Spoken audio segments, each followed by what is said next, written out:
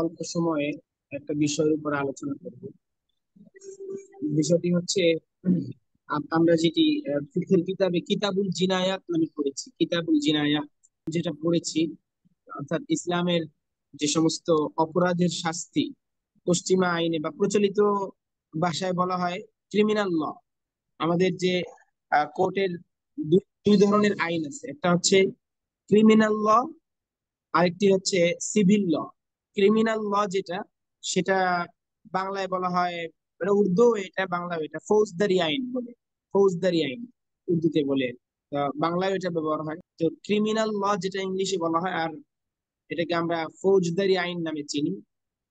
যে অর্থাৎ অপরাধমূলক শাস্তি, যেটা অপরাধের শাস্তি যেগুলো, হ্যাঁ, এটাকে কিন্তু আরবিতে এটাকে বলা হয় আল জিনায়াত, অপরাধ সমূহ। তো এটার যে মাসআলা মাসাইল, এগুলোকে বলা হয় ফিকহুল জিনায়াত। ফিকহুল জিনায়াত। তো কোর্টে মূলত দুইটা আইন, একটা হচ্ছে সিভিল সিভিল ল, ফৌজদারি আইন। আর দ্বিতীয়টি হচ্ছে, সরি, প্রথমটা হচ্ছে ক্রিমিনাল ল। ক্রিমিনাল ল যেটাকে ফৌজদারি আইন বলা হয়। আর দ্বিতীয়টি হচ্ছে সিভিল ল, যেটাকে বাংলায় বলা হয় দেওয়ানি আইন। দেওয়ানি আইন, সিভিল ল যেটা, সেটা সেটা বাংলায় বলা হয় দেওয়ানি আইন। দেওয়ানি আইন হচ্ছে ফিকহুল মুআমালাত। ফিকহুল মুআমালাত যেটা মানুষের কারবার, লেনদেন, হ্যাঁ, এরপরে আপনার জায়গা জমি সহায় সম্পত্তি নিয়ে যে মামলা হয়, হ্যাঁ, এরপরে এই যে ডিভোর্স, তালাক ইত্যাদি, জায়গা জমি, এগুলো নিয়ে যে মামলাগুলো হয়, এগুলোকে বলা হয় ফিকহুল মুআমালাত। মানে মুআমালাত, মানুষের দৈনন্দিন জীবনের মুআমালাত যেগুলো, এই ফিকহুল মুআমালাতটাকে বলা হয় দেওয়ানি আইন বা সিভিল ল। ফিকহুল জিনায়াত যেটা, সেটাকে বলা হয় ক্রিমিনাল ল বা ফৌজদারি আইন। তো মূলত আমরা আসলে আগে এই বিষয়ের কিতাব জানা উচিত, এই বিষয়ে আমাদের কি লেখা আছে। বিশেষ করে শেখুল ইসলাম জাস্টিস আল্লামা মুফতি মোহাম্মদ তাকি উসমানী হাফিজাহুল্লাহ তাআলা ওয়া রাআহ, তার যে কিতাব আছে ফিকহুল বুয়ু আলাল মাযাহিবিল আরবা'a মা তাতবিকাতিহিল মুআসারা মুকারিনান বিল কাওয়ানিনিল ওয়াজইয়্যা। এই কি ফিকহুল বুয়ু, তো অবশ্য সময় ইনশাআল্লাহ দর্শানো চলে আসবে। এই ফিকহুল বুয়ু, এটা ফিকহুল মুআমালাত যেটা, এটা কিন্তু অর্থাৎ ব্যবসা বাণিজ্য কেন্দ্রিক যে মাসআলাগুলো, এটাও হযরত লিখেছেন কোন ইসলামী রাষ্ট্রে যদি কখনো সিভিল লর ক্ষেত্রে, দেওয়ানি আইনের ক্ষেত্রে ব্যবসা বাণিজ্যের আইন প্রয়োগ হয়, আল্লাহ পাক যদি তৌফিক দান করে কোনো রাষ্ট্রকে, তখন এটা যেন বাস্তবায়ন করে। তো এটা মুআমালাত বলতে নেকাহ, এটাও নেকাহ তালাক, এটাও মুআমালাত। আবার বুয়ু তেজারাত, এটাও মুআমালাত। এই নেকাহ তালাক, বুয়ু, ব্যবসা বাণিজ্য, লেনদেন, জায়গা জমি, এগুলো সব কিন্তু আপনার সিভিল ল এর অন্তর্ভুক্ত, মানে দেওয়ানি আইন যেটা।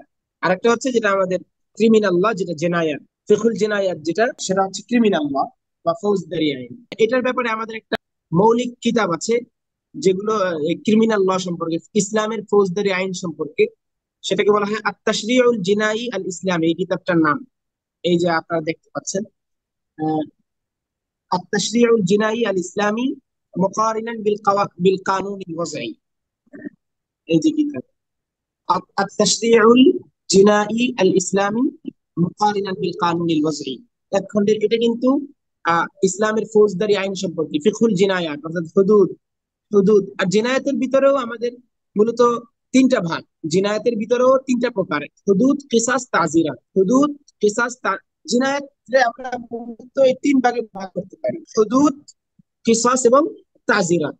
তো এই হুদুদ, কিসাস এবং তাজিরাত যেটা ফিকহুল জিনায়াত, এই নিয়ে কিন্তু সমকালীন আলেম আল্লামা ডক্টর আব্দুল কাদের আউদা তিনি যে রচনা করেছেন কালজয়ী অমর গ্রন্থ আত-তাশরিউল জিনাই আল ইসলামী মুকারিনান বিল কানুনিল ওয়াজঈ, মানে ইসলামিক ফৌজদারি আইন প্রচলিত আইনের সাথে তুলনামূলক পর্যালোচনা করে, প্রচলিত আইনের সাথে পর্যালোচনা করে ইসলামী আত-তাশরিউল জিনাই আল ইসলাম, ইসলামী ফৌজদারি আইনটাকে উনি সুন্দরভাবে ব্যাখ্যা করেছেন হুদুদ, কিসাস এবং তাজিরাত।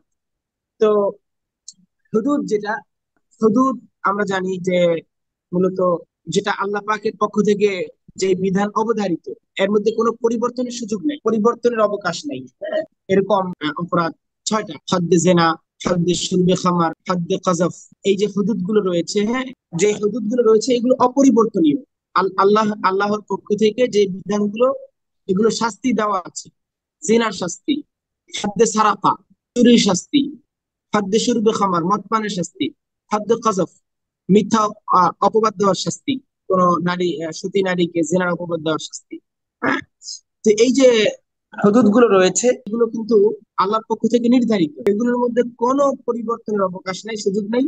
এবং এক্ষেত্রে রাষ্ট্রের পর্যন্ত, রাষ্ট্র এবং সরকার হুকুমত কিন্তু এখানে কোনো ছাড় দিতে পারবে না, হুকুমতের অধিকার নাই এখানে ছাড় দেওয়া। আল্লাহর বিধান, সরাসরি আল্লাহর বিধান যেটা, সেটার ভিতরে কিন্তু কারো কোনো পরিবর্তনের সুযোগ নাই, অবকাশ নাই।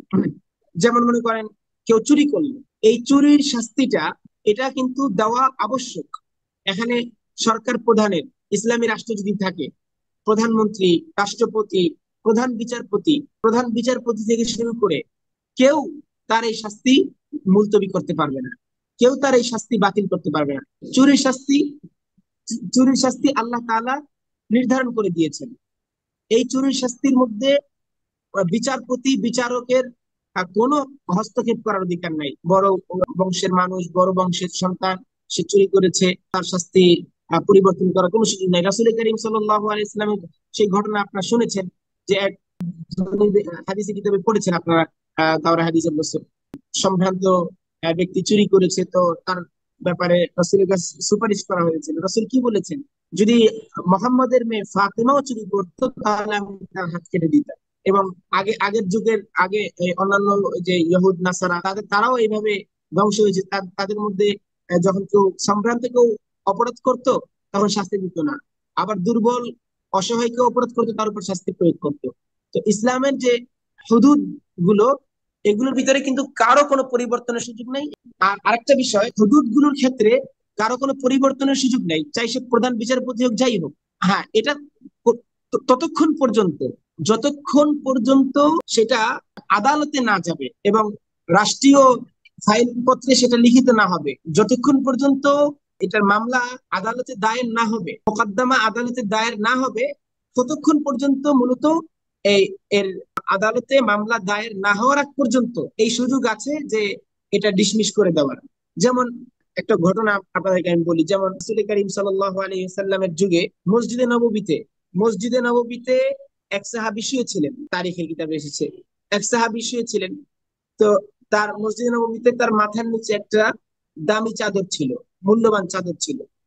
সেই চাদর মাথার নিচে দিয়ে তিনি ঘুমাইতেছিলেন, শুয়েছিলেন। তো একটু তার তন্দ্রা এসেছে, ঘুম এসেছে। তো আরেক ব্যক্তি তার মাথার নিচ থেকে দামি চাদরটা আস্তে করে টেনে নিয়ে চলে যাচ্ছিলেন, মানে চুরি চুরি করে। তখন কিছুক্ষণ পরে তার তন্দ্রা ভেঙেছে এবং দেখে যে মাথার নিচে সেই দামি চাদরটা নাই, হেফাজতের জন্যই মাথার নিচে রেখেছিল। যখন দেখে যে চাদর নাই, তখন আশপাশে তাকালেন, উঠলেন, দেখলেন যে ওই এক ব্যক্তি চাদর নিয়ে চলে যাচ্ছে।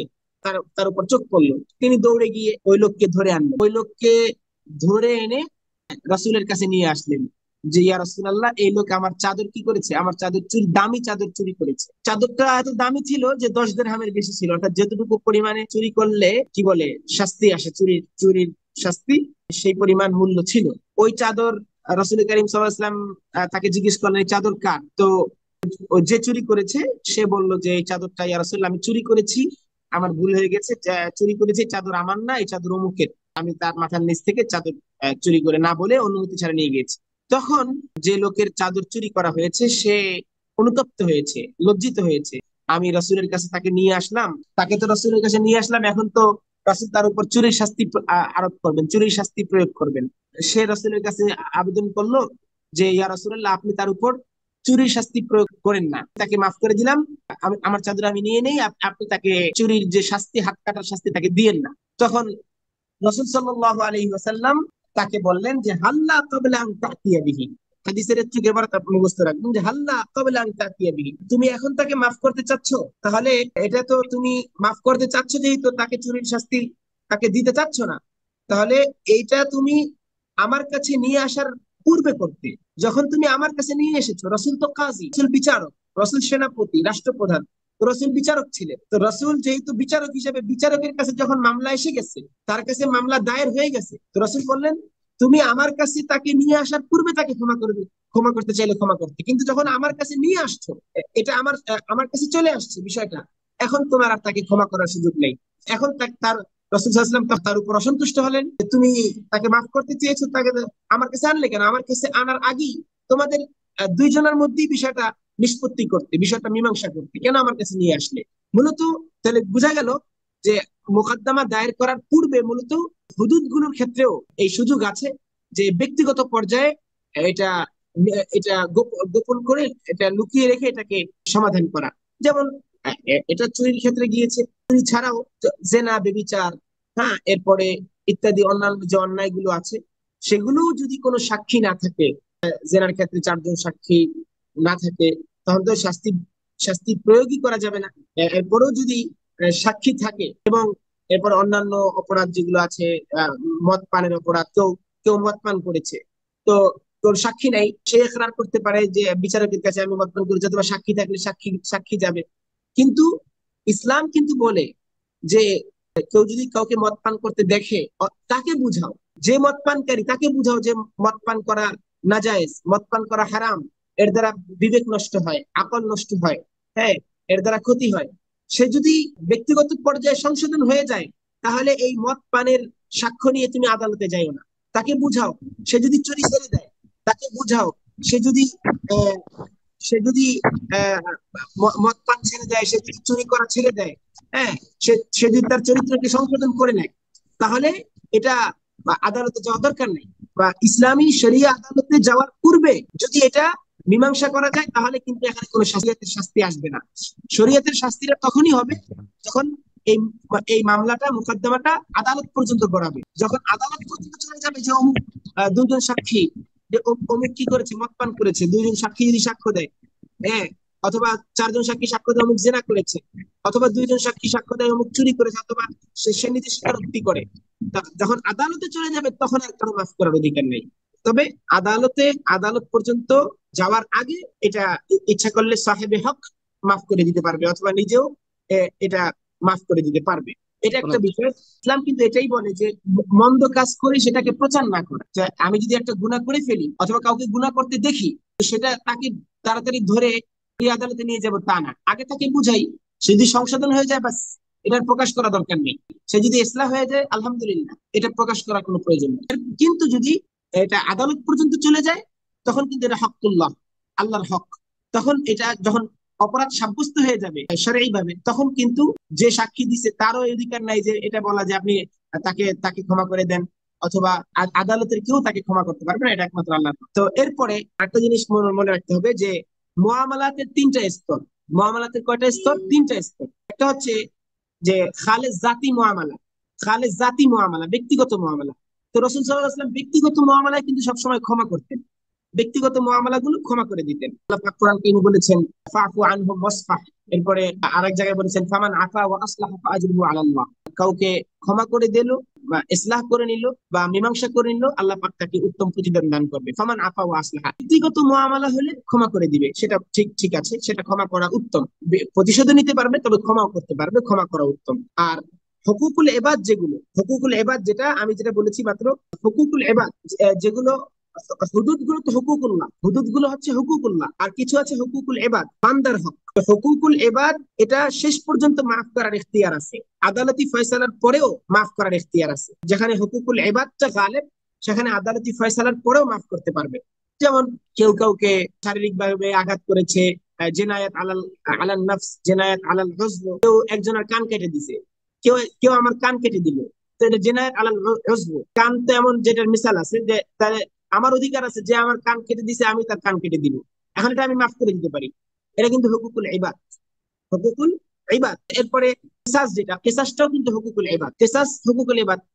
ওয়ারিসদের, যে মাকতুলের যে ওয়ারিস, তাদের কিন্তু এই অধিকার আছে যে কি কি করে দিবে, মাকতুলের ওয়ারিসরা চাইলে, মাকতুলের ওয়ারিস যারা, তারা চাইলে কিন্তু এটা মাফ করে দিতে পারবে।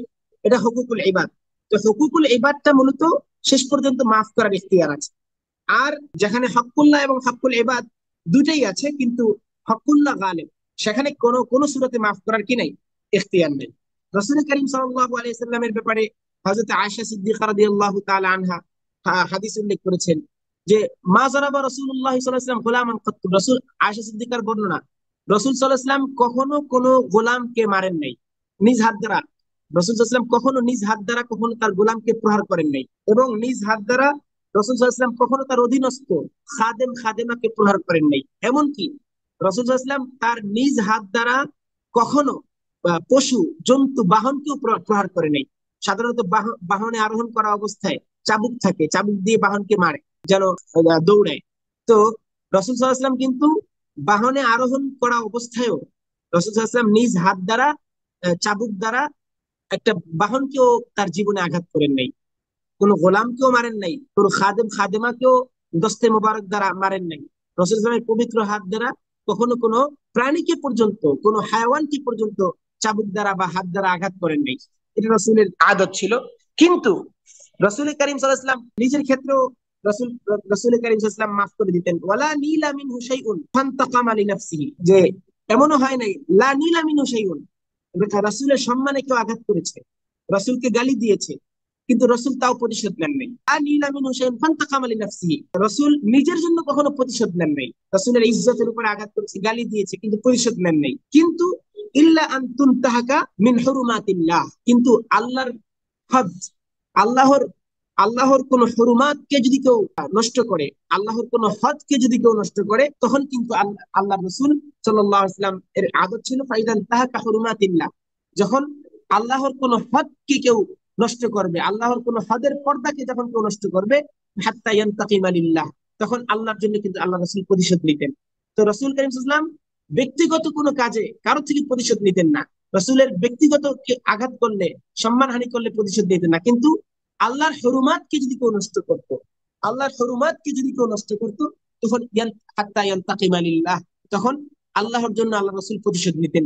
তখন তাকে বিন্দু মাত্র কি দিতেন না, ছাড় দিতেন না। তাহলে বোঝা গেল আল্লাহর হুদুদের মধ্যে কোনো কি নাই, নরমি নরমি করার কোনো এখতিয়ার নাই। মতন হাজিরিন, তো একটা হচ্ছে হুদুদ, হুদুদের মধ্যে কোনো ছাড় নাই। আর দ্বিতীয় হচ্ছে, আরেকটা হচ্ছে কেসাস। কেসাস কেসাসটা একদিক থেকে হুদুদের অন্তর্ভুক্ত, একদিক থেকে তাজিরের অন্তর্ভুক্ত। কেসাসের শাস্তি কিন্তু আল্লাহ নির্ধারণ করে দিয়েছেন কোরআন কারীমে। কতলে খতা, কতলে আমাদ, কোনটার কি শাস্তি সেটা কিন্তু আল্লাহ কোরআন কারীমে কি করেছেন, নির্ধারণ করেছেন।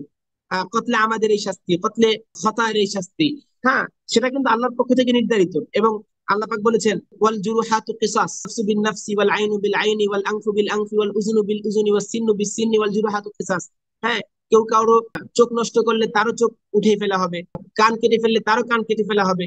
আর আল আইনু বিল আইন, চোখের বিনিময়ে চোখ, আর সিন্নু বিস সিন, দাঁতের বিনিময়ে দাঁত, ওয়াল ওয়াল আনফু বিল আনফ, নাকের বিনিময়ে নাক, ওয়াল জুরুহাতু কিসাস। এগুলো তো আল্লাহ পাক নির্ধারণ করে দিয়েছেন। তো এই হিসাবে এটা কেসাসটা হুদুদের সাথে মিল মিল রাখে, যে হুদুদ যেমন নির্ধারিত, এর ভিতরে পরিবর্তনের সুযোগ নেই, কেসাসও নির্ধারিত। তবে কেসাস, হুদুদের মধ্যে কারো মাফ করার এখতিয়ার নেই, কিন্তু কেসাসের মধ্যে নির্ধারিত শাস্তিটা মাফ করার এখতিয়ার আছে। যে যারা মুতাদর্রের, যারা মাজলুমে মুতাদর্রের, যারা মাজলুমে মুতাদর্রের, যারা ক্ষতিগ্রস্ত মাজলুম, যার বলিকে হত্যা করা হয়েছে, যার ভাইকে, যার বাপকে, যার ছেলেকে হত্যা করা হয়েছে, তারা মাজলুমে মুতাদর্রের, আউলিয়ায়ে মাকতুল, তাদের এই অধিকার আছে যে তারা কি করতে পারবে, এই আল্লাহর নির্ধারিত এই শাস্তিটাও তারা ইচ্ছা করলে কাতেলের উপরে প্রয়োগও করতে পারবে, অথবা কাতেলের উপরে এই শাস্তি তারা প্রয়োগ নাও করতে পারবে। এই ইখতিয়ার কিন্তু তাদের আছে। এই দিক থেকে কিন্তু এটা হুদুদ থেকে ভিন্ন, হুদুদ থেকে ভিন্ন এই শাস্তি। কিন্তু এখানে একটা জিনিস মনে রাখতে হবে, কাতেলের শাস্তিকে যদি আউলিয়ায়ে মাকতুল, মাকতুলের আউলিয়ারা যদি মাফ না করে, মাকতুলের ওলিরা যদি মাফ না করে, রাষ্ট্রের কিন্তু মাফ করার ইখতিয়ার নেই। সারা দুনিয়ার মানুষ যদি এক হয়ে যায় যে কাতেলকে মাফ করে দেন, কিন্তু মাকতুলের ওলিরা, অভিভাবকরা যদি মাফ না করে, সে কিন্তু মাফ পাবে না। রাষ্ট্রপতির এখতিয়ার নাই যে কোনো হত্যাকারীকে মাফ করা, রাষ্ট্রপতির এখতিয়ার নাই যে কোনো হত্যাকারীকে সে মাফ করে দিবে, যতক্ষণ না পর্যন্ত হত্যাকারীর যারা ক্ষতিগ্রস্ত হয়েছে আউলিয়ারা, তারা যদি মাফ না করে, রাষ্ট্রপতিও কিন্তু কি করতে পারবে না, মাফ করে, হুকুমত মাফ করতে পারবে না, রিয়াসাত মাফ করতে পারবে না, যতক্ষণ পর্যন্ত রাষ্ট্র মাকতুলের আউলিয়ারা মাফ না করে। তো বলতেছিলাম, তো এই যে কিসাস, এই কিসাসটা নেওয়ার অধিকার আছে মাকতুলের আউলিয়াদের, অন্য কারো মাফ করার কি ইখতিয়ার নেই। মাকতুলের আউলিয়াদের মাফ করার ইখতিয়ার রয়েছে। এই কিসাসের শাস্তি আপনারা পড়েছেন, কতলের বিভিন্ন প্রকার আছে, কতলে আমাদ, খতা, শিবে খতা, শিবে আমাদ, কতলে সবব, এই 5 প্রকার পড়েছেন। এবং এই কতলের শাস্তি দিয়ত হয়তো 100 উট, নতুবা 1000 দিনার, অথবা 10,000 দিরহাম বা 12,000 দিরহাম, কোনো কোনো বর্ণনা আছে। যদি কতলে কতলে আমাদের ভিতরেও আউলিয়া মাকতুলের 3টা এখতিয়ার আছে, হয়তো কেসাস নিতে পারবে, অথবা কোনো বিনিময় ছাড়াই মাফ করে দিতে পারবে, অথবা বিনিময় নিয়ে মাফ করতে পারবে, দিয়ত নিয়ে মাফ করতে পারবে, এমনিও মাফ করে দিতে পারবে, ফ্রি ফ্রি মাফ করে দিতে পারবে, এটাও তাদের এখতিয়ার আছে। অথবা বিনিময় নিয়েও মাফ করতে পারবে, যেমন বিনিময় যদি দিয়ত নিতে চায়, তাহলে 100 উট, 100 উটের তো অনেক মূল্য। 100 উট অথবা 1000 দিনারের, 1000 স্বর্ণ মুদ্রার মূল্য, অথবা 10,000 দিরহামের মূল্য। বর্তমানে আরবে এটার যে আহ, ধরা হয় 100 উট। কারণ উটটা কি তাদের উটের মার্কেট ভ্যালু হিসেবেই মূলত 100 উটের মার্কেট ভ্যালু হিসেবে মূলত দিয়ত নির্ধারণ করা হয়। আর পাকিস্তানে আইন করা হয়েছিল 10,000 দিরহাম স্বর্ণ মুদ্রার হিসেবে। তবে অনেকের মতে আবার দিনার দিয়ে ইয়ে করা যায়, তবে মূল যেহেতু উট, উটের ক্ষেত্রে ইয়ে করে দিলে ভালো। তো এই যে কতল, একটা হচ্ছে কিসাস। কিসাস যেটাকে বলা হয় জেনায়েত আলান নফস। জেনায়েত আলান নফস, কাউকে সরাসরি হত্যা করে। আরেকটা কিন্তু আরেকটা প্রকার আছে, যেটা কাউকে সরাসরি হত্যা করে নাই, কিন্তু জিনায়েত আলাল উজব। জিনায়েত আলাল উজব, কোন অঙ্গের উপরে অপরাধ করা, সরাসরি হত্যা না। যেমন এটা আবার দুই প্রকার। জিনায়েত আলাল উজব যেটা, বা কতউল উজব, সেটা দুই প্রকার। একটা হলো মাথায় মাথায় আঘাত, আরটা হচ্ছে শরীরে আঘাত। মাথায় আঘাতকে বলা হয় জিনায়েত আলাল উজবের মধ্যে দুই প্রকার। যেটা মাথায় আঘাতকে বলা হয়, হাদিসের পরিভাষায় ফিকের কিতাবেরা পড়ছেন সাজ্জাতুন। সাজ্জাতুন জমা সুজাজুন, সাজ্জা। এই সাজ্জা বলা হয় মাথায় আঘাত করে। দেখেন, এই মাথায় আঘাত, তো এটা এমন একটা, এই মাথায় আঘাতের 10 প্রকার আছে। আপনারা হেদায়ের কিতাবে পড়ছেন মাথায় আঘাতের কয় প্রকার, 10 প্রকার। অর্থাৎ মাথায় আঘাত করলো, শুধু চামড়া ফাটলো কিন্তু রক্ত বের হয় নাই, এবার রক্ত বের হয়েছে। মাথায় আঘাতের বিভিন্ন প্রকার আছে। তো একজন পাকিস্তানের আলেম আছে, ডাক্তার মাহমুদ আহমদ গাজী, তার এক কিতাব আছে মুহাজারাতুল ফিকহ। ওই কিতাবের ভিতরে তিনি লিখেছেন যে আমি এই মুহাজারাতুল ফিকহের মধ্যে একজন পশ্চিমা ডাক্তার, তার সামনে আমি এই যে মাথায় আঘাত, যদি কেউ মাথায় আঘাত করে এটার কেসাস কিভাবে নিবে। তো এটার 10 প্রকার আছে, কোনটার দিয়ত কি। এখন হত্যা করে ফেললে তো হয়তো কেসাস নয়তো দিয়ত, আর হত্যা না করলে তো প্রত্যেক অঙ্গ প্রত্যঙ্গের দিয়ত আছে। হ্যাঁ, 5টা উট 10টা উট আপনারা পড়েছেন। এভাবে যদি কেউ মাথায় আঘাত করে, এটারও কিন্তু 10টা প্রকার। তো প্রত্যেক প্রকারে কিন্তু আলাদা আলাদা হুকুম, কোন প্রকারে কি দিয়ত। এখন যদি কেউ মাথায় আঘাত করে, এই মাথায় আরেকজনকে মাথায় আঘাত করলে হয়তো হয়তো এর চেয়ে কম হবে না তো বেশি হবে, এখানে মুমাসালাত সম্ভব না। মুমাসালাত কি না, সম্ভব না। আর মাথায় আঘাত করলে, আপনাকে কেউ মাথায় আঘাত করেছেন, আপনিও যদি তাকে মাথায় আঘাত করেন, হয়তো আপনার মাথার মগজ বের হয়ে যায়নি, বেঁচে গেছেন, কিন্তু আপনি তারে মাথায় আঘাত করলে হয়তো তার মগজ বের হয়ে যাবে। কথা বুঝছেন না? এটা মুমাসালাত সম্ভব না, এখানে কেসাসের মধ্যে কি না, মুমাসালাত সম্ভব না। হ্যাঁ, এই জন্য এখানে 10 প্রকার আছে, কোন প্রকারের কত দিয়ত আসবে সেটা ফুকাহায়ে কেরাম বিস্তারিত লিখেছেন, হেদায়ার আবিতে আপনারা পড়েছেন, জিনায়াত আলাল উজবের ক্ষেত্রে। আর শরীরে যদি আঘাত করে, মাথার আঘাতকে বলা হয় সুজ্জাতুন, আর শরীরের আঘাতকে বলা হয়, শরীরের আঘাত আবার দুই প্রকার। শরীরের আঘাত যেটা, শরীরের মাথা ছাড়া শরীরের অন্যান্য প্রকারে আঘাতকে, আঘাতটা যদি একদম ভিতর পর্যন্ত পৌঁছে যায়, অর্থাৎ ছুরি দিয়ে পার মারছে মনে করেন, এটা একদম কলিজায় গিয়ে লাগছে, কিডনিতে গিয়ে লাগছে, নাড়ি ভুঁড়িতে গিয়ে লাগছে, সেটাকে বলা হয় জায়েফা। অর্থাৎ ভিতর পর্যন্ত পৌঁছে যাওয়া, সেটাকে বলা হয় জাইফা। আর যদি ভিতর পর্যন্ত না যায়, বরং শরীরের উপরিভাগ পর্যন্ত সীমাবদ্ধ থাকে, উপরিভাগ পর্যন্ত থাকে, অর্থাৎ শুধু শুধু গোশত কাটছে, এর এর নিচে যায় নাই, ভিতরে যায় নাই, কলিজা নাড়ি বুড়ি ভুড়ি এগুলোর মধ্যে যায় নাই, তো ওটাকে বলা হয় গাইরে জায়ফা। তো মাথার আঘাতকে বলা হয় সাজ্জা। আর শরীরের আঘাত আবার দুই প্রকার, জায়েফা গাইরে জায়েফা। তো এগুলোর বিধান কিন্তু আপনারা হেদার আবেগতে পড়েছেন। তো এগুলোর জন্য আলাদা আলাদা কি আছে, দিয়ত আছে। কোনটার দিয়ত কি হবে সেটা ফুকাহায়ে কেরাম তাফসিরে লিখেছেন। তো এখানে একটা বিষয়ে ক্লিয়ার হওয়া উচিত, সেটা হচ্ছে কতলে খতার ক্ষেত্রে। যারা মুফতিয়ানে কেরাম আপনারা শোনেন, কতলে খতা এটা একটা গুরুত্বপূর্ণ বিষয়। কতলে খতার ক্ষেত্রে শাস্তি কি, কেউ যদি ভুল ক্রমে কাউকে হত্যা করে, এই এই কতলে খতার শাস্তি কি। কতলে খতার শাস্তি হচ্ছে কাফারা আছে এবং দিয়ত আছে। দিয়ত, কতলে খতার শাস্তি কি আছে, দিয়ত। এখন আমরা বলি, আমাদের মত কি, কতলে খতার দিয়তটা আসবে আকেলার উপরে। আপনারা পড়ছেন না, আকেলার উপরে কতলে খতার দিয়তটা কে দিবে, আকেলা দিবে। তো এখন এটার উপর অনেকের ইশকাল পশ্চিমাদের, যে আকেলার উপরে দিয়ত কিভাবে হয়। একজন হত্যা করছে, ড্রাইভার উল্টাপাল্টা গাড়ি চালিয়ে কাউকে হত্যা করে, ড্রাইভার গাড়ি অ্যাক্সিডেন্টে কাউকে হত্যা করে, এটা কতলে খতার ভিতরে পড়বে। তো এই কতলে খতাটা অনিচ্ছাকৃত কাউকে হত্যা করছে, কতলে খতা। এখন এর দিয়ত কার উপর আসবে, দিয়ত আসবে আকেলার উপরে।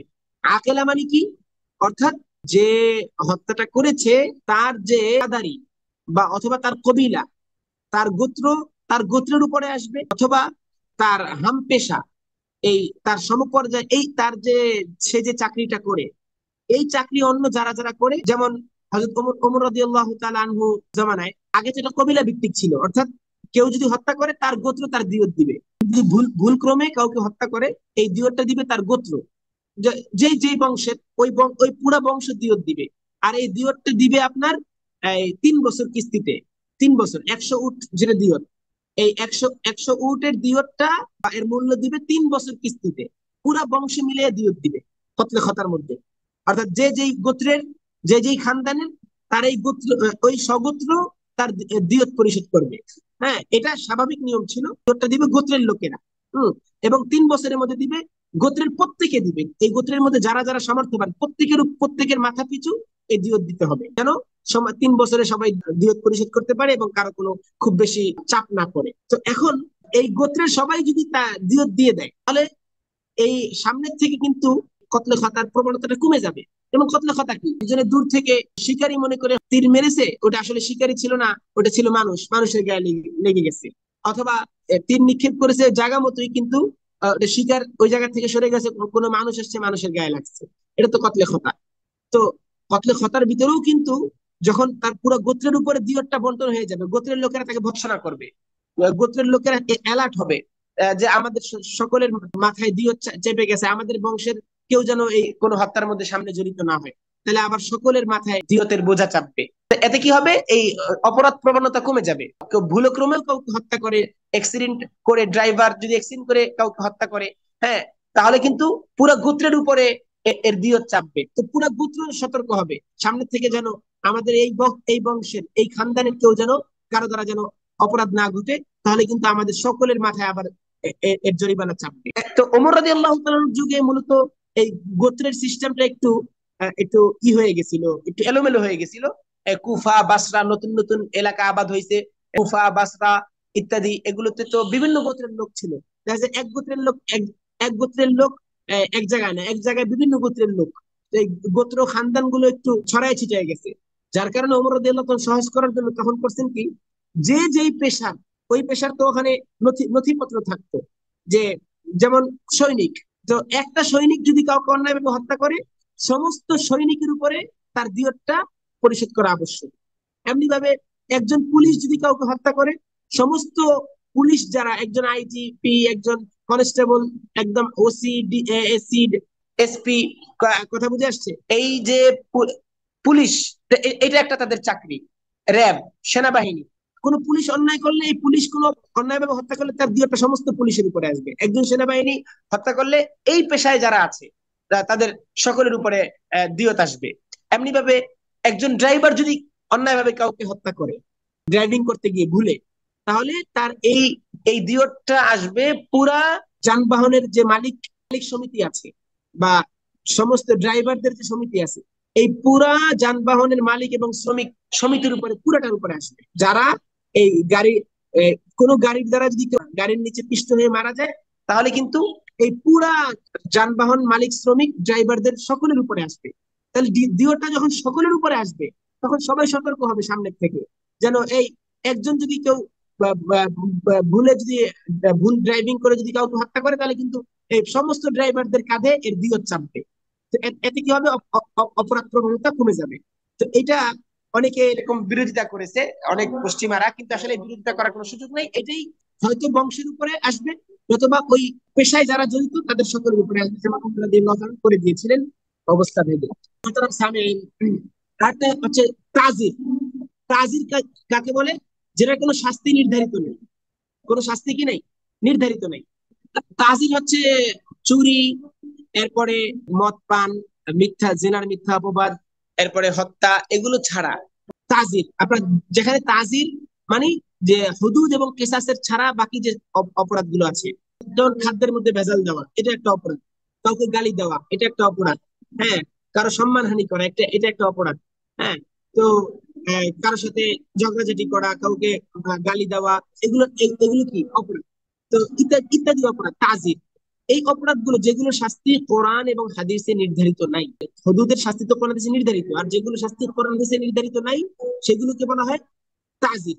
আর তাজিরের শাস্তিটা কিভাবে নির্ধারণ হবে, তাজিরের শাস্তি কম বেশি হতে পারে। তাজিরের শাস্তি কম হতে পারে, বেশি হতে পারে, যুগের পরিবর্তনে শাস্তি পরিবর্তন হতে পারে, সময়ের পরিবর্তন শাস্তি পরিবর্তন হতে পারে, শাস্তি কমতে পারে, বাড়তে পারে, শাস্তির ধরন পরিবর্তন হতে পারে। তাজিরের শাস্তি নির্ধারিত নাই। কাজী, বিচারক এবার বিবেক অনুযায়ী, অবস্থা অনুযায়ী এর এর শাস্তি নির্ধারণ করবে। এর কোনো নির্ধারিত শাস্তি নেই। অনেক ফোকাহে কেরাম কেউ কেউ কেউ কেউ এটা বলেছেন যে হাদিসে আছে যে যে ব্যক্তি গায়রে হদের কোন অপরাধে, চুরির শাস্তি, মদ পানের শাস্তি, মিথ্যা অপবাদের শাস্তি, এই শাস্তি, এই অপরাধ যারা করে নাই, এই অপরাধের বাইরে অন্য কোন অপরাধ করেছে, ওই অপরাধের শাস্তি হদের শাস্তির সমান হতে পারবে না। মনে করেন মদ পানের শাস্তি হচ্ছে কি, মদ পানের শাস্তি হচ্ছে ৮০ বার বেত্রাঘাত করা। সতীসাধী নারীকে মিথ্যা জেনার অপবাদ দেওয়ার শাস্তি কি, ৮০ বার বেত্রাঘাত করা। মিথ্যা অপবাদের শাস্তি ৮০ বার বেত্রাঘাত। এই দুইটা শাস্তি হলো ৮০ বার বেত্রাঘাত করা। এখন যদি কোনো গোলাম এই অপরাধ করে, কোন গোলাম যদি মদ পান করে, কোন গোলাম যদি কোনো সতী নারীকে জেনার অপবাদ দেয়, মিথ্যা অপবাদ দেয়, তখন কিন্তু তার শাস্তি হয়ে যাবে ৪০ বার বেত্রাঘাত, অর্ধেক হয়ে যাবে। কেন, কোনো স্বাধীন স্বাধীন পুরুষের যেমন অধিকারও বেশি, তার শাস্তিও বেশি। আবার গোলামের অধিকারও কম, তার শাস্তিও কম। হ্যাঁ, তো কোনো গোলাম যদি মদ পান করে, তাহলে তার শাস্তি কিন্তু ৪০ বার, আজাদের অর্ধেক। কোনো গোলাম যদি মিথ্যা অপবাদ দেয় কোন নারীকে, তাহলে তার শাস্তি কিন্তু ৪০ বার বেত্রাঘাত। হম। তো এখন সর্বনিম্ন হলো ৪০ গোলামের ক্ষেত্রে। এই জন্য ফোকায়ে কেরাম বলেছেন যে তাজিরের শাস্তি ৩৯ বার বেত্রাঘাত হবে সর্বোচ্চ, এর বেশি হতে পারবে না। ৩৯ বারের বেশি তাজিরের শাস্তি হতে পারবে না। কেন? কেননা মানে এটা হাদিসের ভাষ্য অনুযায়ী হদ ব্যতীত অন্য কোনো সাধারণ অপরাধ যারা করে, ওই শাস্তি হদের পর্যায়ে, হদের শাস্তির সমান হতে পারবে না। তো হদের শাস্তি গোলামের ক্ষেত্রে যেহেতু ৪০ সর্বনিম্ন, তো এই ৪০ বার বেত্রাঘাত যেহেতু সর্বনিম্ন, অতএব তাজিরের শাস্তি সর্বোচ্চ হতে পারে ৩৯, ৪০-এও আসা যাবে না। তো এখানে একটা জিনিস মনে রাখতে হবে যে শরীয়ত কিন্তু, মানে মানুষ যত অপরাধ করে, এই অপরাধগুলো দুই ধরনের হয়। দুই ধরনের অপরাধ হয়। এক ধরনের অপরাধ যেগুলো সারা বিশ্বের সব দেশে, সমস্ত জায়গায়, সব জায়গায় এই অপরাধগুলো আছে, কম আছে, কম হোক বা বেশি। যেমন মনে করেন জেনার অপরাধ, নেশা করার অপরাধ, তারপরে চুরির অপরাধ। এগুলো কিন্তু রসুলের যুগেও ছিল। রসুলের যুগেও মানুষ চুরি করেছে, মিথ্যা অপবাদ দিয়েছে, জেনা করেছে। ইউরোপেও জেনা বেবিচার হয়, চুরি করে। আবার হিন্দুস্থানে উপমহাদেশেও জেনা বেবিচার হয়, মানুষ চুরি করে, মদ পান করে। কিন্তু কোথাও কম, কোথাও বেশি। রাসূলের যুগে একদমই কম ছিল, এই যুগে অনেক বেশি। জেনা ইউরোপে আরো অনেক বেশি। এগুলো কিন্তু সব সমাজে সব সব সময়ই ছিল। তো এগুলোর ক্ষেত্রে শরীয়ত খুব শক্ত। মানে যে সমস্ত অপরাধ সব জায়গায় হয় এবং সব সময়ই হয় কম বেশি, এই সমস্ত অপরাধের ব্যাপারে শরীয়ত কঠিন শাস্তি নির্ধারণ করেছে। যেমন জেনার শাস্তি, মদ পানের শাস্তি, চুরির শাস্তি, এগুলো সব জায়গায় হয়। এগুলোর জন্য, এগুলোর ক্ষেত্রে শরীয়ত কোনো শিথিলতা প্রদর্শন করে নেই, কোনো নমনীয়তা প্রদর্শন করে নেই। কঠিন শাস্তি, এবং এগুলোর মধ্যে কোনো পরিবর্তনের সুযোগ নেই। আর আরেক ধরনের অপরাধ আছে, দ্বিতীয় ধরনের অপরাধ, যেগুলো সব জায়গায়, সব সমাজে থাকে না। কোনো কোনো সমাজে এই অপরাধগুলো থাকে, কোনো কোনো সমাজে এই অপরাধগুলো নাই। যেমন মনে করেন খাদ্যে ভেজাল দেওয়া, খাদ্যে ভেজাল দেওয়া, দুধের মধ্যে পানি মিশানো, খাবারের ভিতরে অস্বাস্থ্যকর জিনিস মিশানো। এখন এটা তো সব সমাজে নাই। এখন বাস্তবিক বাস্তবিক ক্ষেত্রে অনেক কাফের রাষ্ট্রেও এই খাদ্যে ভেজাল দেওয়ার প্রবণতা নাই, কিন্তু মুসলমানদের রাষ্ট্রে আছে। আবার অনেক সময় এর বিপরীত হয়, অনেক মুসলমান রাষ্ট্রের ভিতরে এটা নাও থাকতে পারে। যেই অপরাধগুলো এমন, যেগুলো কোনো সমাজে আছে, কোনো সমাজে নাই। কারণ এক সময় এমন হতে পারে যে কোন রাষ্ট্র এমন ভাবে ওরা এই করছে যে খাদ্যে ভেজাল দেওয়ার কোনো অপরাধ নাই। আবার কোন রাষ্ট্রে খাদ্যে ভেজাল দেওয়ার অপরাধ অনেক, এই প্রবণতা অনেক। তো এগুলোর ক্ষেত্রে কিন্তু শরীয়ত ওইরকম কঠিন শাস্তি নির্ধারণ করে নেই। এগুলো কি তাজির, কেউ কেউ বলেছেন যে ৩৯ বেত্রাঘাতের চেয়ে বেশি করা যাবে না। তাজিরের শাস্তি তো এমন হইতে পারে, তাজিরের শাস্তি কাজী যেটা মুনাসিব মনে করে। যেমন চোখ রাঙ্গানি দেওয়া, এটাও একটা তাজির। একটা থাপ্পড় দিয়ে দেওয়া, এটাও একটা তাজির। হ্যাঁ, অথবা তাকে কিছুক্ষণ ১-২ দিন আটকায় রাখা, এটাও একটা তাজির। বেত্রাঘাত করা, এটাও তাজির। বিভিন্ন ভাবে তাকে পানিশমেন্ট করা যেতে পারে। হযরত হযরত ওমর রাদিয়াল্লাহু তাআলা আনহুর ঘটনা এসেছে।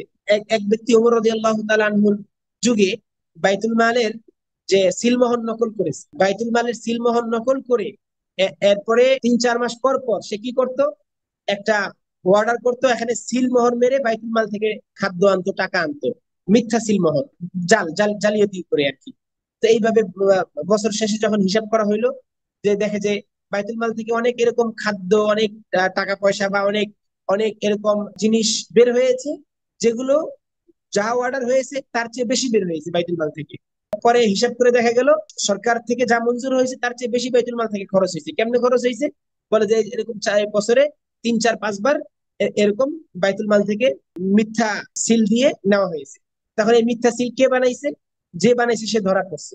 তখন ওমর রাদিয়াল্লাহু তাআলা আনহু তাকে 100 বার বেত্রাঘাত করছেন, 100 বার। দ্বিতীয় দিন আবার তাকে ডাকছেন, দেখা যায় ওরকম পরিবর্তনের ভাব চেহারায় প্রকাশ পায় নাই। দ্বিতীয় দিন আবার তাকে 100 বার বেত্রাঘাত করছেন। এরপরে তৃতীয় দিন আবার ডাকছে, দেখা যায় পরিবর্তনের সে শোধরায় নেই, তবা করে নেই, সংশোধন হয়নি, আবার 100 বার বেত্রাঘাত করছে। চতুর্থ দিন ডাকছেন, দেখেন যে হ্যাঁ হ্যাঁ এখন সে পরিবর্তন হয়েছে, সামনে এই ধরনের জালিয়াতি আর করবে না, এই ধরনের সিল নকল করার, এই ধরনের জালিয়াতি মিথ্যার আশ্রয় নিবে না। তখন চতুর্থ দিন তাকে ছেড়ে দিচ্ছেন ওমর রাদিয়াল্লাহু তাআলা, আর শাস্তি দেন নাই। দেখছেন যে ভালো হয়ে গেছে। তো দেখেন এখান থেকে কি বোঝা যায় যে এখানে কিন্তু এটা তাজির, এটা কিন্তু হদ না, হদ না।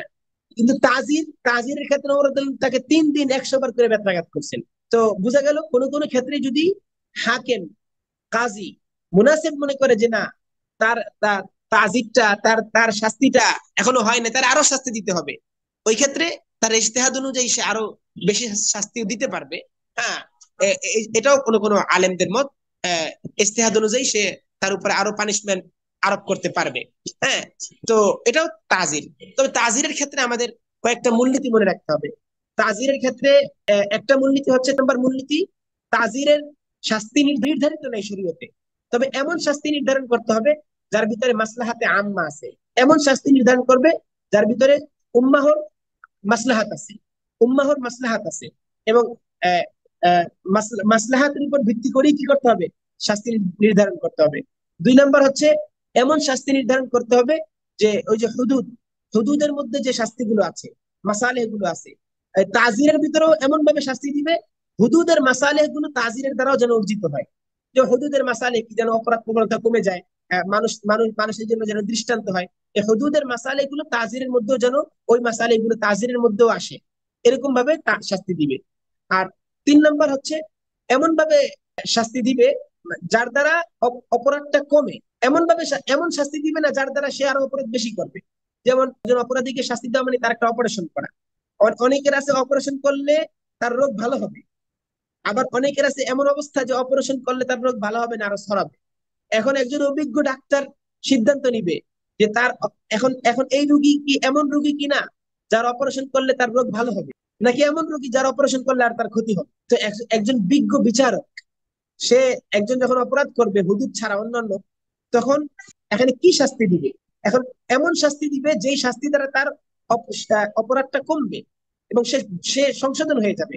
এমন শাস্তি দিবে না যে, যদি এমন হয় যে এই শাস্তি দিলে সে আরো বেশি অপরাধ করবে, আরো বেশি অপরাধ বেড়ে যাবে, তাহলে ওই শাস্তি তাকে দিবে না। চতুর্থ মূলনীতি হচ্ছে যে শাস্তি এবং অপরাধ এবং শাস্তির মধ্যে মিল থাকতে হবে। অপরাধ এবং শাস্তির মধ্যে মিল থাকতে হবে। ছোট অপরাধ করছে বড় শাস্তি দিবে, এমন এমন করা যাবে না। অথবা অপরাধ করছে বড়, শাস্তি ছোট, এমনও করা যাবে না। অপরাধ করেছে বড় কিন্তু শাস্তি ছোট, শাস্তি হালকা, এটাও যেন না হয়। আবার অপরাধ ছোট, শাস্তি বড়, এটাও যেন না হয়। ওই এটাও একটা তাজিরের শাস্তি নির্ধারণের মূলনীতি, কারণ তাজিরের শাস্তি আল্লাহ পাক নির্ধারণ করেন নাই, কোরআন হাদিসে নাই। তো কাজী এই মূলনীতিগুলো সামনে রেখে শাস্তি দিবে। যেমন ওই যে এক ঘটনা আছে যে এক রাষ্ট্রে একজন গেছে, একজন মানে গভর্নর বা ম্যাজিস্ট্রেট, সে আইন জারি করছে, এই এই রাষ্ট্রে যত মানুষ রুটি বিক্রি করবে, এই রুটি এতটুকু ওজন হইতে হবে, এত কিলোগ্রাম নিতে হবে, এই রুটির এর চেয়ে কম হইতে পারবে না, এবং এর দাম এত। সবাই এত এত ওজনের রুটি বিক্রি করবে এবং এর চেয়ে কম দাম হইতে পারবে না। তো এখন একদিন ম্যাজিস্ট্রেট এটা পরিদর্শনে গেছে যে আসলে ওই নির্দিষ্ট ওজনের রুটি সবাই বিক্রি করে নাকি ওই নির্দিষ্ট ওজনের চেয়ে কম কম ওজন দেয় রুটির মধ্যে। এক জায়গায় গেছে, গিয়ে দেখে একটা রুটি নিছে, দেখে যে রুটির ওজন, সে যে ওজন নির্ধারণ করে দিছে ওই ওজনের চেয়ে কম। আরেকটা রুটি নিছে, দেখা যায় সেই রুটির ওজনও তার নির্ধারিত ওজনের চেয়ে কম। তৃতীয় রুটি নিছে, সেটাও সে যে ওজনের কথা বলে দিছিল সেই ওজনের চেয়ে কম। আরেকটা রুটি নিচ্ছে 4 নাম্বার, সেই রুটির ওজনও ওজনের চেয়ে কম। তখন সে রাগ করে করছে কি, যে ওই যে রুটি রুটি বানানোওয়ালা, ওই রুটি বানানোওয়ালারে যেই গরম তন্দুরের মধ্যে যে রুটি বানায়, হ্যাঁ, ওই তন্দুরের মধ্যে তাকে ফেলাইয়া মুখ বন্ধ করে দিছে। ওই তন্দুরের মধ্যে তাকে ফেলাইয়া মুখ বন্ধ করে দিছে। সে এতে মারা গেছে। মারা যাওয়ার পরে এখন একজন বলতেছে সে তো এমন ঠিকই আছে, ম্যাজিস্ট্রেট এমন শাস্তি দিছে, এর পরবর্তী 3 4 বছরে আর কেউ রুটির ওজনের মধ্যে কম দেয় নাই। এই নির্দিষ্ট ওজনের রুটি নির্দিষ্ট দামে বিক্রি করছে, ওই ওজনের চেয়ে কম দেয় নাই। তো এর চেয়ে কম ওজন দিয়ে দাম বেশি রাখছে এমন হয়নি। তো এখন কথা হচ্ছে এটা তো শরীয়তের খেলাফ হয়েছে। কারণ কারণ রুটির ওজন কম দেওয়া এর বিনিময়ে কি কাউকে হত্যা করা যাবে? কোনোদিনও হত্যা করা যাবে না। এটা সরাসরি জুলুম হয়েছে। যদিও এর ভয়ে 4-5 বছর মানুষ আর রুটির ওজনে কম দেয় নাই, তো সেটা এটা আগের ঘটনা অনেক, কিন্তু সেটা তো অন্যভাবে ব্যবস্থা করা যাইতো, এইভাবে না। তো এখানে অপরাধ করছে সামান্য, রুটির ওজন কম দিছে, কিন্তু শাস্তি দিছে জঘন্য। লঘু অপরাধের বড় শাস্তি দেওয়া যাবে না। এরপরে আরেকটা মূলনীতি হচ্ছে যে এমন ভাবে শাস্তি দিবে যে এই শাস্তি সবার ক্ষেত্রে সমান হতে হবে। তাজিরের যে শাস্তি সবার ক্ষেত্রে সমান হবে, কারো কারো ক্ষেত্রে কম, কারো ক্ষেত্রে বেশি, এমন যেন না হয়। এই শাস্তি সবার জন্য সমান হবে। হুদুদ, কেসাস এবং তাজির, হ্যাঁ। ইসলামী শরীয়ত মূলত দেখেন, ইসলামী শরীয়ত কিন্তু কোন ক্ষেত্রে কখনোই পশ্চিমা চিন্তা চেতনার অনেকে কিন্তু এই যে ইসলামী হুদুদের উপরে ইশকাল করে, ইসলামী হুদুদের উপরে কি করে তারা ইশকাল করে, তারা অভিযোগ তুলে, হ্যাঁ, হুদুদের উপরে যে শরীয়তের শাস্তিগুলো কড়া হয়ে গেছে, শরীয়তের শাস্তিগুলো বেশি শক্ত হয়ে গেছে। আমরা এর উত্তরে বলবো, এবং অনেকে এই কথা বলে, আগে কি হোক, সব জায়গায় যখন ইসলামের বিধান কায়েম হবে, সব জায়গায় যখন মানুষ যখন ইসলামকে পরিপূর্ণভাবে বুঝবে, তারপরে শাস্তি, এর আগে শাস্তি না। বা বিশেষ করে শোনেন, ইসলামের বিধানটাকে আংশিক ভাবে জানলে হবে না, ইসলামের বিধানটাকে পরিপূর্ণভাবে জানতে হবে। ইসলামের ইবাদত, মুআমালাত, মুআশারাত, আখলাকিয়াত সবকিছু জানতে হবে। সামগ্রিকভাবে ইসলামকে না জানলে তারা ইসলামকে ভুল বুঝবে। এই যে পশ্চিমা চিন্তা চেতনার লোকেরা, তারা ইসলামকে জানে না। আমাদের সমাজেরও কিছু লোক আছে যারা ভালো, ইসলামকে মানতে চায়, কিন্তু ইসলামের আংশিক জ্ঞান আছে, তাদের পরিপূর্ণ জ্ঞান নাই। শুধু অপরাধ জানে যে হ্যাঁ, চুরি শাস্তি হাত কাটা, ওইটা শাস্তি এইটা, এটা শাস্তি এইটা, কিন্তু এগুলোর ভিতরে কি যে রহস্য আছে। আল্লাহ পাক কোরআন কারীমে কি বলেছে? ওয়ালা তাখুদকুম বিহিমা রাফাতুন ফি দীনিল্লাহ ইন কুনতুম তুমিনুনা বিল্লাহি ওয়াল ইয়াউমিল আখির। ওয়ালা তাখুদকুম বিহিমা রাফাতুন ফি দীনিল্লাহ।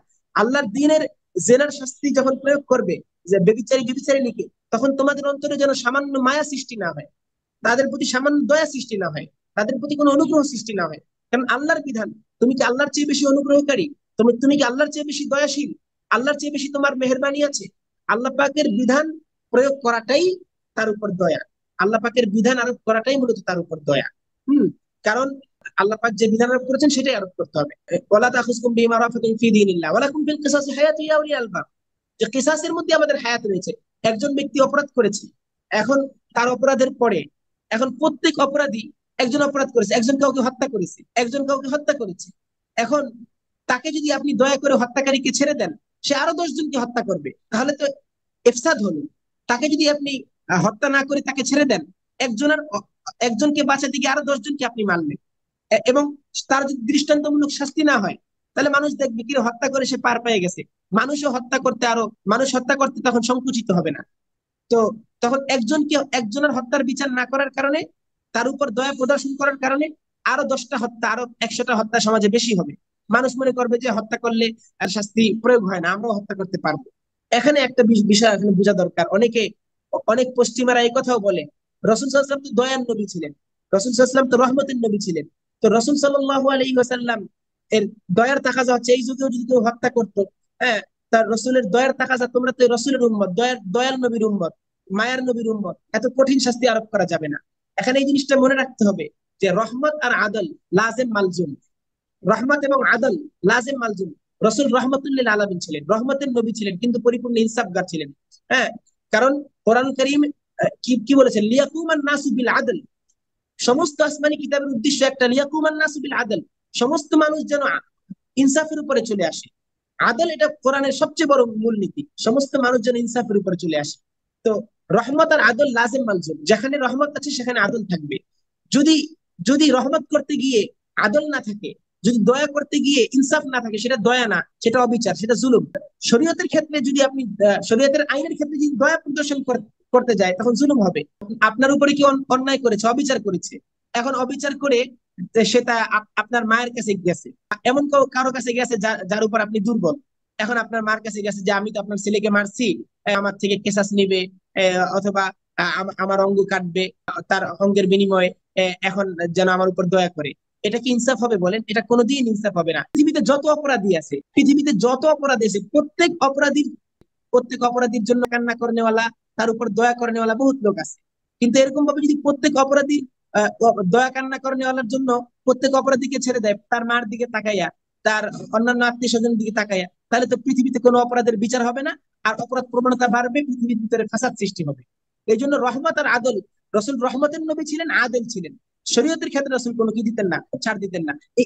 ইসলামকে আমরা সামগ্রিক ভাবে বুঝি না, ইসলামকে সামগ্রিক ভাবে বুঝি না। এই যে ওই যে জালালউদ্দিন রুমি রহমতুল্লাহ একটা ঘটনা আছে, এটা বলি শেষ করে দিই। জালালউদ্দিন রুমি রহমতুল্লাহ এক ঘটনা লিখছেন যে পাঁচ অন্ধ ব্যক্তি, তারা এক জায়গায় বাস করতে, একটা হাতি আসছে। এখন হাতি হাতি আসার পরে এখন তারা হাতি দেখতে গেছে যে হাতি কেমন। একজন গিয়ে হাত দিছে, হাতড়াইছে। সে সে হাত দেওয়ার পরে হাতির দাঁতের মধ্যে হাত লাগছে। হ্যাঁ, আরেকজন হাত দিছে, হাত লাগছে হাতির সুরের মধ্যে। আরেকজন হাত দিছে, হাত লাগছে হাতির পায়ের মধ্যে। আরেকজন হাত দিছে, হাত লাগছে হাতির কোমরের মধ্যে। কারণ একজন বলতেছে যে হাতি কিসের মতো, হাতির দাঁত অনুযায়ী সে হাতির ধারণা করেছে। আরেকজন বলে পায়ের মধ্যে হাত লাগছে, কয় হাতি, হাতি হলো একটা খুঁটির মতো। আরেকজনের হাত লাগছে কোমরের মধ্যে, কয় হাতি একটা দেয়ালের মতো। আরেকজনের হাত লাগছে হাতির সুরের মধ্যে, সে বলতেছে হাতি, হাতি হলো সাপের মতো। কেউই কিন্তু পূর্ণ হাতিকে কল্পনা করতে পারে না, পাঁচজন অন্ধ, প্রত্যেকে প্রত্যেকের জ্ঞান অনুযায়ী কথা বলছে। তো আসলে আমরা ইসলামকে পরিপূর্ণভাবে বুঝি নাই, ইসলামকে আধুরা বুঝছি, ইসলামের ফৌজদারি আইনটাকে পরিপূর্ণভাবে বুঝি নাই, যার কারণে আমরা ইশকাল করি। তো মূলত এই পূর্ণাঙ্গ ইসলামকে যদি আমরা বুঝতে পারি, তাহলে আমাদের ইশকাল থাকবে না। আল্লাহ সুবহানাহু ওয়া তাআলা আমাদেরকে আমল করার তৌফিক দান করেন। ইনশাআল্লাহ পরবর্তী সাক্ষাৎ হবে। আমারও ইমামতি আছে, দোয়া করবেন।